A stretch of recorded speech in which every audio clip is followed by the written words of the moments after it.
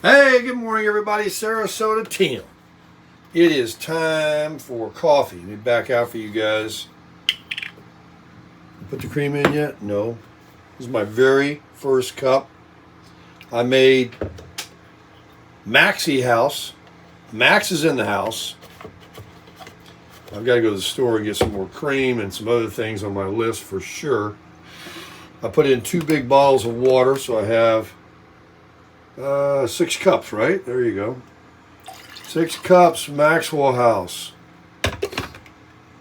I just rolled out of bed, was going over some of the comments from the, I call it a tiny home. It's they're park models, mobile home. They're not real mobile home because they are short. That one just had a lot of additions put on it. Let me drink this coffee so I can wake up. TV won't even come on yet. Oh, man. Folks. Ah, man. I haven't got my shower yet. I'm just having this so I can wake up. I got the hot water going. Put the TV on. Listen to a little gospel sermon.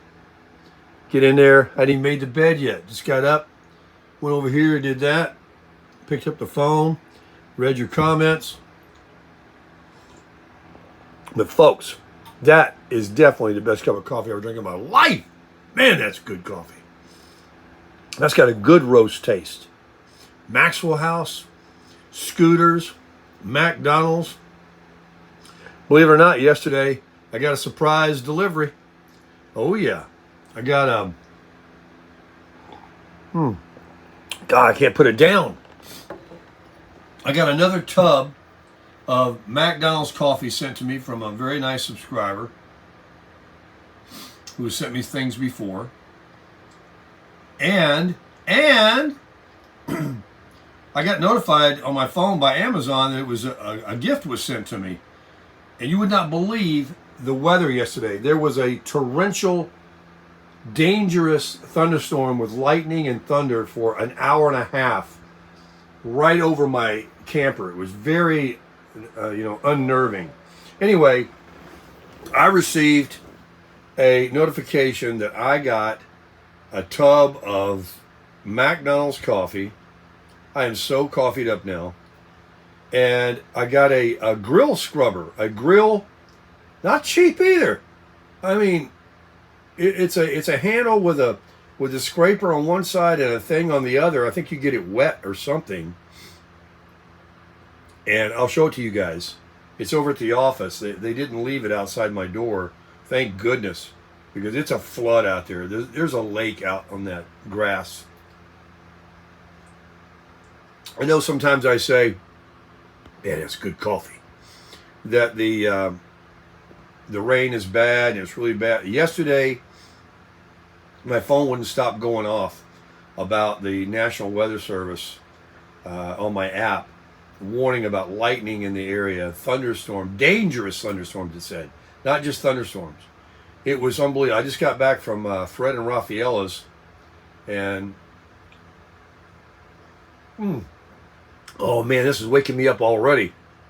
Let me grab a shower. It's 6:17 a.m. I'll come back.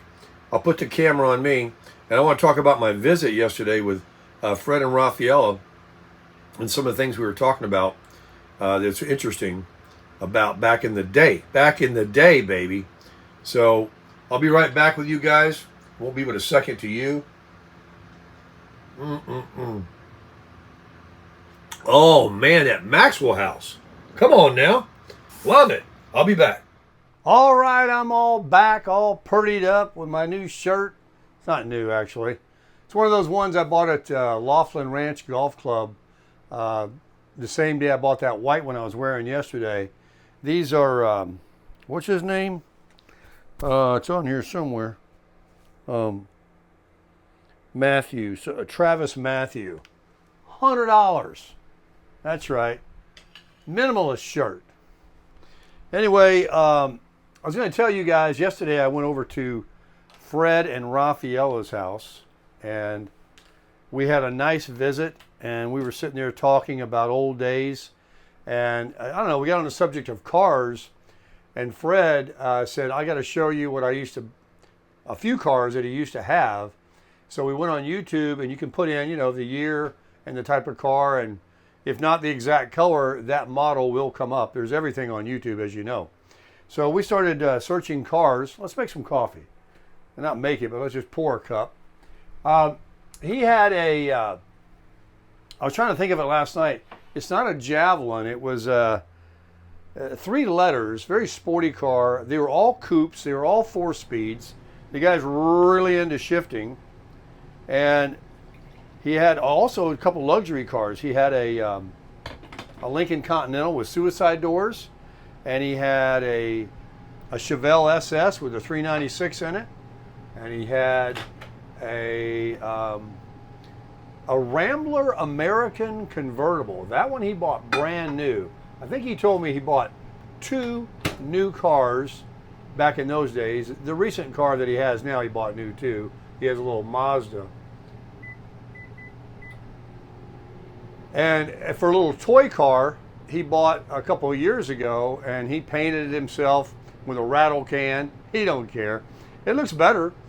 He has a very excellent running Mazda Miata that he keeps in a garage, and he takes it over to get gas in every now and then, check the tire pressure, and run it around the neighborhood, because he is a real car buff. He really likes the shifting. As you guys know, he's got 4 million miles under his belt from driving a truck.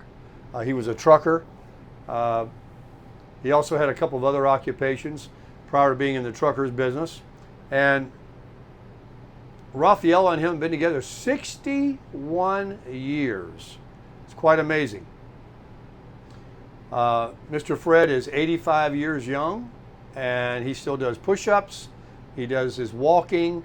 He said he's been slacking a little bit, and he's going to get back on it. It's just so hot out there. And speaking of the weather, just quickly, another heat advisory comes on my phone this morning, and so I checked the forecast. Basically, folks, the high forecast, the temperature is 92 degrees. Doesn't sound bad, right? But it's 108 to 111 heat index for the foreseeable future. From noon till 7 p.m., over 100 degrees, triple digits. This morning, before the sun come up, I was checking my phone. It said it was 80 degrees, and the real feel was 89, and the sun wasn't even up. So it's 90 degrees. So it is definitely hot, and all these advisories about drink plenty of fluids, stay in the air conditioning, check on people, do your activities early. And this is what I used to ask people, what do you do in Bullhead City, Arizona? And they said, yeah, we just go out before the sun comes up in the morning or after the sun goes down. And during the day, for 3 or 4 months when it's burning up there and they're living on the surface of the sun, they just literally stay inside. Personally, it's a little boring. I'm doing that here. And I hear in your comments, it's blazing everywhere else. I guess there is global warming. I don't know. I don't care. But it is hotter than it seems like it was. It's already been oppressive. Now it's uninhabitable. Just you walk out there, it was like reminding me when I was in Utah and stuff out there. It was just to go from your car to a restaurant or inside a mall or anything. It was like, holy moly. Anyway, let's go back to the car story. As you guys know, I was in the car business in 1975, 77, something like that. I got in the business. And when we were looking at these cars that Fred had, I was like, oh yeah. And they were showing, on YouTube, the interior, the dash, the seats, the outside, everything. And I was looking at the differences in the cars today. Like, let me put this over here and enjoy this coffee with you guys before I get out. I've got to figure out this post office. I've got some in the office here. I've got that coffee and my grill brush I want to go get. I want to figure out about my post office, like I said. I've got to go to Walmart and buy stuff and all of that. Go to the car wash, do my typical thing. Got to definitely work out at the gym. I'm not going to be running and doing any sprints because I waited too long. It's already 8 a.m. That's at Maxwell House. I made Maxwell House this morning. And folks, that's the best cup of coffee I've ever drank in my life. Man, that's good. Heavy whipping cream makes all coffee good. So, do you remember the old cars? Well, of course you do.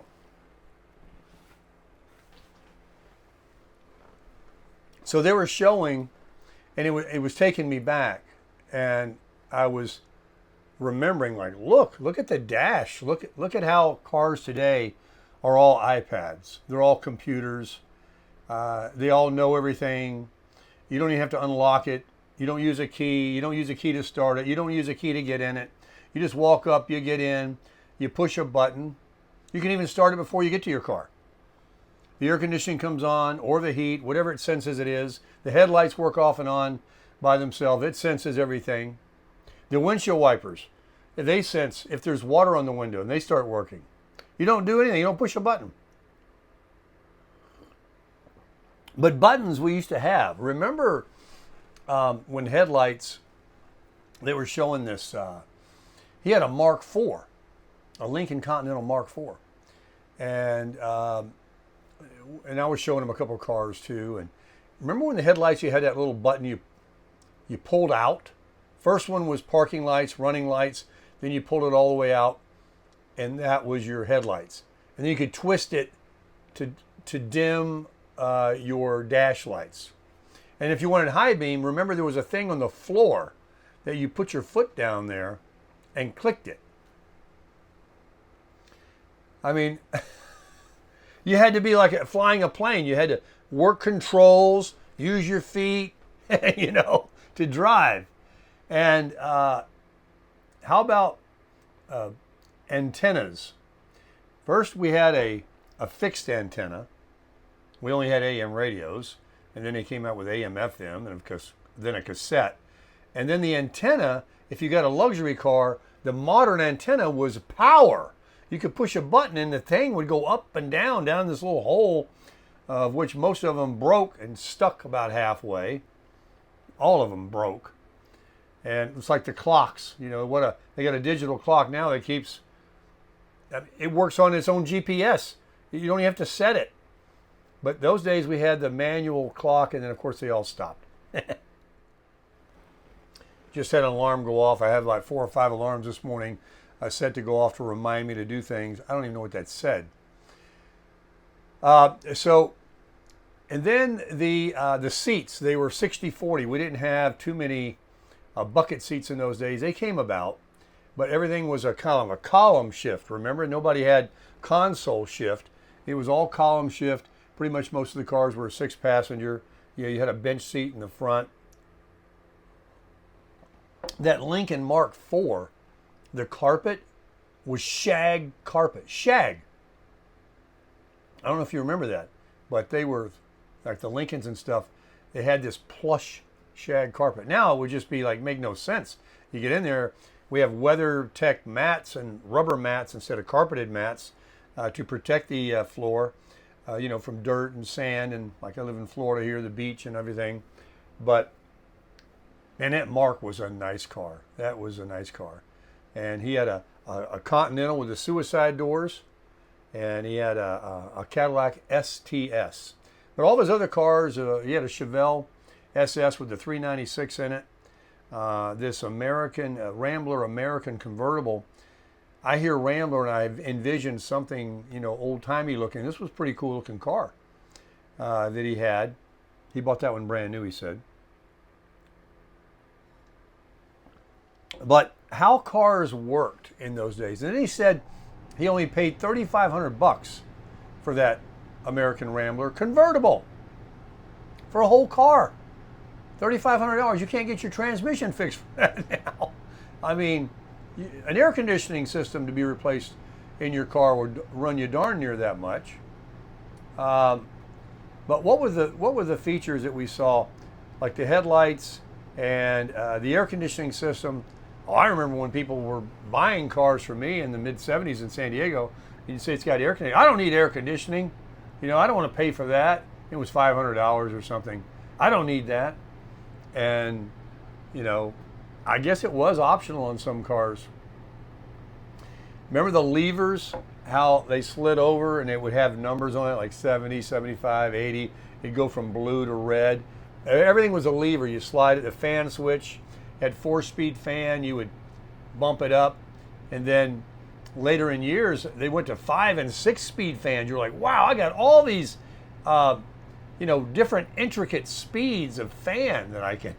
You know, now, of course, the air conditionings are climate control. The fan operates and blows at whatever speed it needs to be at the temperature you set your car at. And, you know, the simpler days, you know, everything was mechanical. That thing you slid over for the temperature, remember, it had a cable in it. You're pulling this cable out of this wire. And, of course, we talked about the radios with the antenna. After the fixed antenna, they had one that was in the windshield, a little wire. It goes up in the middle and then it's shot over to the sides. And we were amazed by that. It's like, wow, inside the glass. And now we have that shark fin antenna because it's also a satellite antenna to pick up, you know, XM radio and things like that. So literally every feature, the power steering changed from where you could spin the wheel. Yeah, I think it was called variable ratio power steering, and now, or maybe that was full power steering, and now that's what we have. It's electronic. There's not even a fluid. There's not a power steering pump. It's electronic. Everything has changed, everything. And the prices. The trunk, of course, you had to have your key. Now you can just pop it open and use a key fob. Key fob? What's a key fob? We had keys. And keys, if you lost them, no big deal, because you could just take a clothes hanger and go right behind the window and lift up the, remember the lock that was up and down, you know, in the door, and now they're electronic and they're flush, and there's nothing to grab to pull up, no way to get in. So that was a big change too. And let's see, the differences. Oh, wheels. Now, I remember when I was selling cars, if you bought a fancy or a luxurious car, you got wire caps, wire wheel covers. Otherwise, you had a steel rim with a hubcap. And wires was like the big upgrade. It was just a hubcap, but it had wires, you know, it looked fancy. Mag wheels were around, but they weren't like on every single model like today. Everything is aluminum wheel today, a mag wheel. And, you know, tires and their stuff has changed the technology. They were bias ply tires at one time. Then they went to steel belted radial. Vinyl tops and Landau tops. We were looking at those Mark IVs, and they had that Landau roof on there. Some of them had a full vinyl roof, padded. And now you don't see anything like that. Cars used to come from the factory with two-tone paint. You don't see anything like that anymore. That Mark also had a painted-on pinstripe. Today they just use some tape. A guy comes around to the dealer and sticks some 3-cent tape on there, and they charge you $329 for pinstripe and door edge guards. Dumbest thing in the world. What was the other things? Everything had a spare tire. Every car had a jack, not a bottle jack, not a scissor jack, a bumper jack, and a big T-bar to break the lug nuts, and a full-size spare tire. Yeah, we had that. And on the interior, what else was there? Let me know in the comments if I'm forgetting some of the things that the cars had. We were looking when they were showing on YouTube.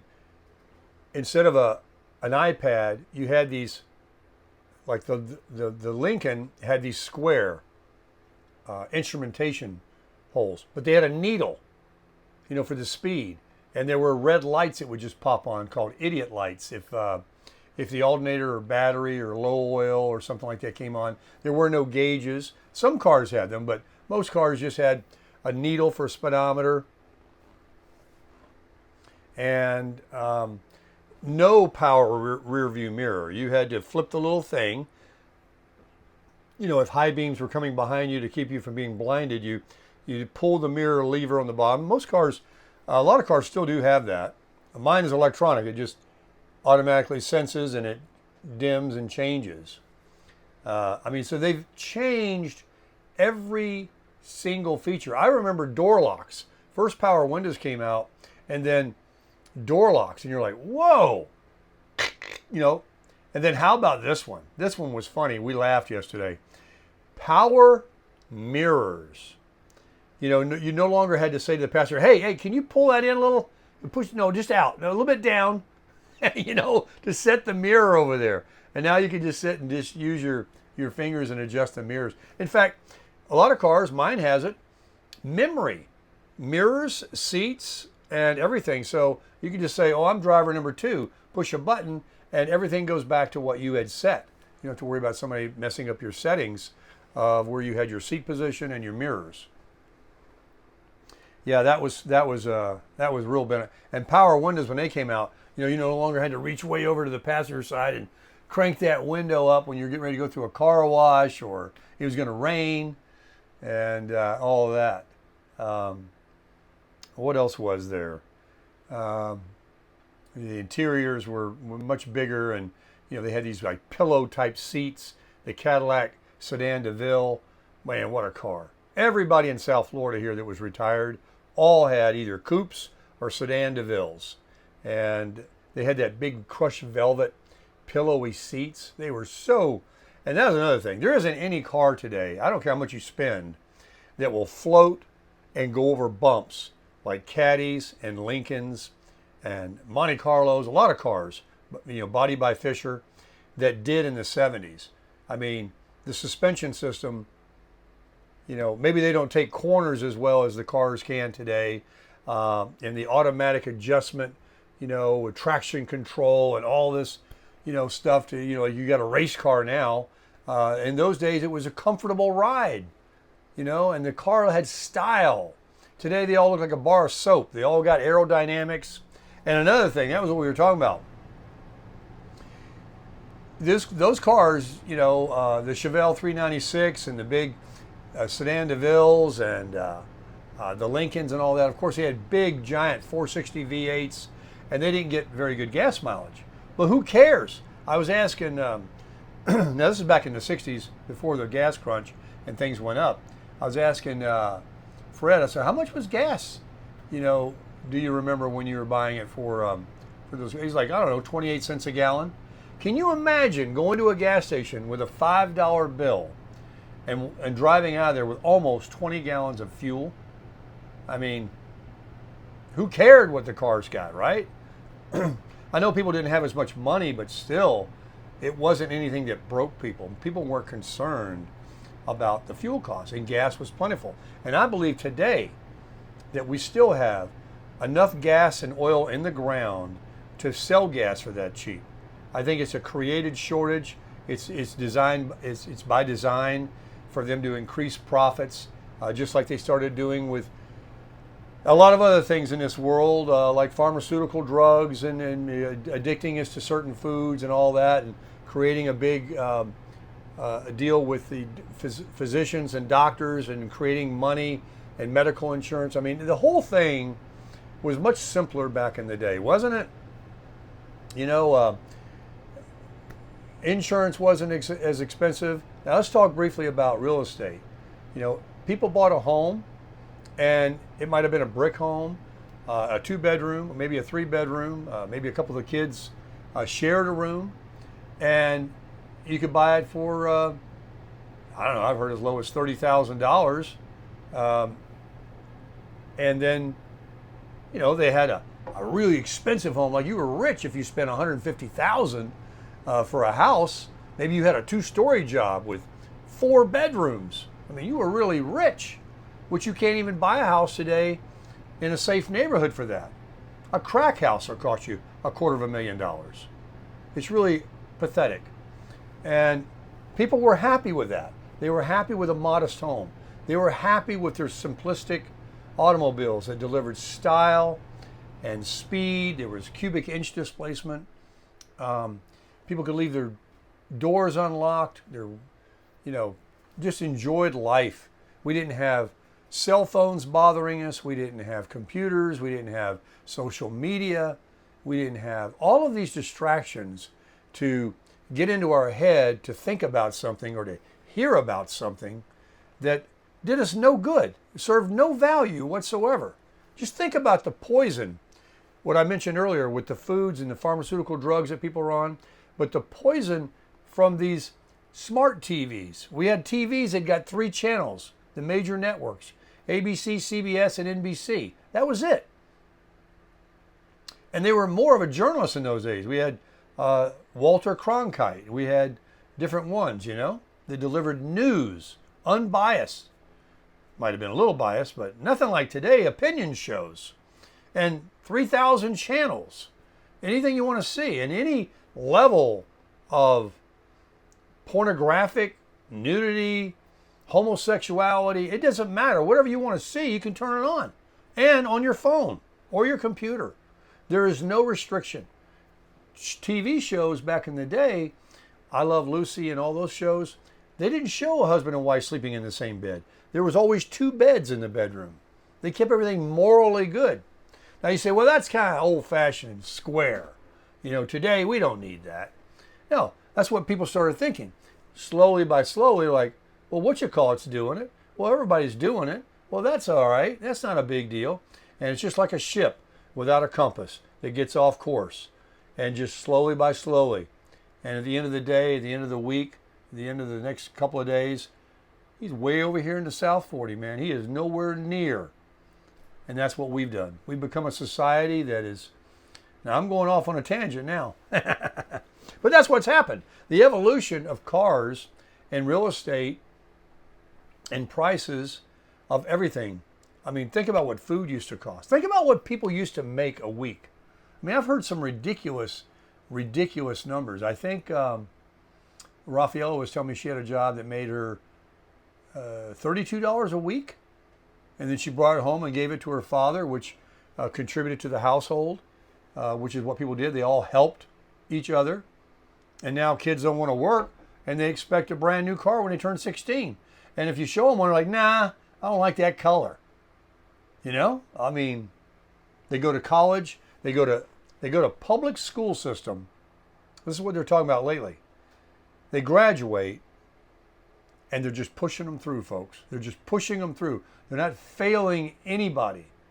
They're just pushing them through. They get out of high school, they can't read or write. We have a very, very behind society as far as education. I mean, we have some dumbasses is what we got.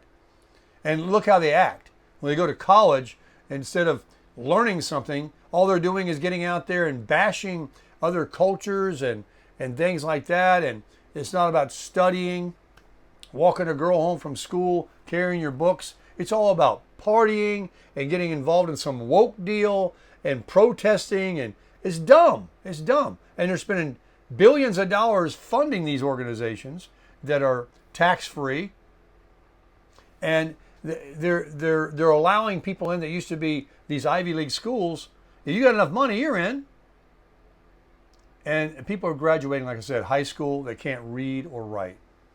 And now everything is being built in China and other parts of the world. We don't manufacture anything. They want to change that now. Well, what are you going to do? After they build all these manufacturing companies and get all the tool and die done and everything is set, who's going to work? Who knows how to do anything? They don't want to work and they don't know how to do anything. So what we need, and I think they're going to do, I've said this for most of my life, that we need trade schools. In high school, if you took wood shop or auto mechanics, when you came out of school, you knew how to do stuff. A young person knew about internal combustion engines. Of course, today you do got to have, like a master's degree to work on these cars because they work under a whole different deal than what we were talking about earlier in the video. But you can still go to a trade school and learn a trade, plumbing, electrical, building, whatever. These colleges, they get out, they don't even get a job. They get out and they become liberal, atheist losers. I'll say it. I know a bunch of them. Got a big letter behind their name. They got this and got that. Couldn't fight their way out of a bag.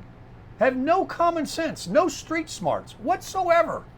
Doesn't even know how to do anything. Not everybody, but I mean, there's a lot.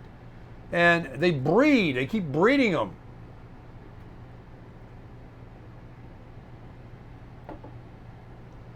I am so thankful that I was born when I was born. I saw what I said earlier in the video, the old school cars and mechanical ways everything worked. You had to pull something, push something, turn something to get it to work. When nothing was electronic, there wasn't even microwaves. There was no such thing as a computer, cell phones, internet. I said that smart TVs. I came up in a time, and then like an evolution, like an industrial revolution, everything changed. Really, electronic revolution. All these things came, and what came with it? Pure evil is half of it. While there's a lot of benefits, of course, in every aspect of life, and I'm glad we have the modern things that we have, but so much of it is used for crap that is destroyed, almost destroyed, is destroying still. We haven't won yet. We haven't saved this country yet. I mean, these people, I'm going to go off on a tangent here. These people that are running for the midterms, I heard on YouTube the other day, and I believe it. If they win control of the House, and likely to do so, because if you look at the history in the midterms, only a couple of times has the White House had all three chambers. The White House, the House, and the Senate. In the midterms, one always offsets the other. Maybe by design. They may be all friends together, and they're just making this fight look like just so we have to spin our brains about it. But the second the House has the majority, they will impeach this president, and he'll be a lame duck for the second half of his final term as president. So he's only got a short window left to get things done. And so that's what I heard. I hope it doesn't happen. I hope that he can maintain the House, the Senate, and the White House and save this country and hopefully do some things. I know he's going to make some mistakes. I know everything he's doing isn't perfect. And I know there's spending, and I know there's lots of arguments on both sides. And the arguments are brainwashed people, and I'll speak for myself, that believe this side, and there's brainwashed people that believe this side, and they're like this. It's like the Palestinians and the Jews, right? Nobody's right. They're both wrong. Two wrongs don't make a right. We've lost our way, folks. We've lost our way from what was simple, what worked, what was basic. I mean, yeah, we went from horse and buggy, we made cars, and we did this and that. That's good enough. No, I'm just kidding, but we do need the technologies. It's helping us, and maybe it'll help. They say, AI is going to help discover cures for cancer and all these things, but yet they've been trying to cure heart disease for 60 to 80 years. Since Eisenhower had one, they said, we got to get on this, and it's still the number one killer. Number one. They haven't done a thing. So, kind of raises a flag there. What's going on here? Is there a reason? And you have how many people in this country? They won't be honest with you and tell you. There's not 350 million. There's 400 million people here. If there's 10, they're everywhere. Go out here at 5 o'clock. Go any big city. Oh my gosh. People are everywhere. And these commercials that I watch where they try to peddle these goods and life insurance and reverse mortgages and Relaxium and Omega XL, and these are all my air channels. It's like, who? They advertise every second. I mute my TV. I can't hear it anymore. I'm like, who is biting? Apparently, thousands are biting. Bill O'Reilly, The guy that ran for president, his daughter was the White House spokesman. What's his name? He was one of the governors of one of the states. John, what's his name? They had the show America's Most Wanted. They get all these people. Tom Selleck for AA Reverse Mortgage. They get all these people promoting this pseudo crap that doesn't work to line their own pockets. And think about it. The one guy was running for president. And Bill O'Reilly, I used to esteem him. I know he had a lot of haters. I used to esteem him as the truth is here, the no spin zone. He's got a big YouTube channel. He's still trying to spin. I thought, didn't you make enough money? Go into the sunset, retire. You got plenty. He's doing anything. He had the YouTube videos, which I watched a few and still kind of like the guy. But now I'm figuring out when I see him do these commercials for this Relaxium or Omega XL or whatever these pseudo sugar pills are pumping out that do nothing. In fact, the guy that's the owner of it, I Googled him. It's in his wife's name because he's a crook. One of those products. Everything is a scam. And once they learned how to scam, I think it's through technology, through Google, through evil. The scams have, how many scams do we see now? It used to be some guy would walk up to you at a gas station and ask you for some money, said he was out of gas, and that was a scam. Now it's on your phone, it's in your bank, it's on the TV, it's everywhere. The people we elect, scam artists. Scam, it's all scams. How do we get on this from old cars? This is what I started doing last night on evening chat, and I didn't post it because I just can't control myself. I get all hopped up on the coffee, and I got things in my mind, and they just have to be said. And I've said it, and that's it. Now it's done. But let me know in the comments what you think about any and all of this rant, and we'll get out there today and just keep on crushing it.